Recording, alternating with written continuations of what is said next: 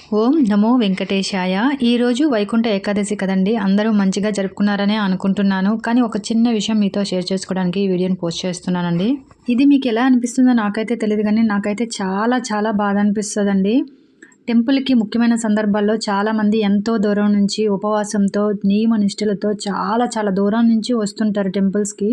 కానీ అక్కడ మనం పవిత్రంగా చూసుకునే దీపాన్ని ఇలా పెట్టగానే 1 సెకండ్‌లో చెత్తలో పడేస్తున్నారు. అదైతే నాకు చాలా చాలా బాధగా అనిపిస్తది.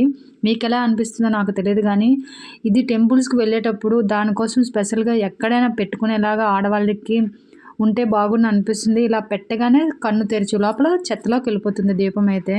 మనం ఏ శుభమైన, అశుభమైన చేసినా ఫస్ట్ మనం వెలిగించేది దీపమే కదా! అంత పవిత్రమైన దీపాన్ని చెత్తలో పడేయడం నాకు అస్సలు నచ్చలేదండి. మీకెలా అనిపిస్తుందో నాకు తెలీదు కానీ, నేనైతే చాలా సంతోషంగా ఉత్తర ద్వార దర్శనం చేసుకున్నాను. అయ్యవారిని కూడా దర్శనం చేసుకున్నాను.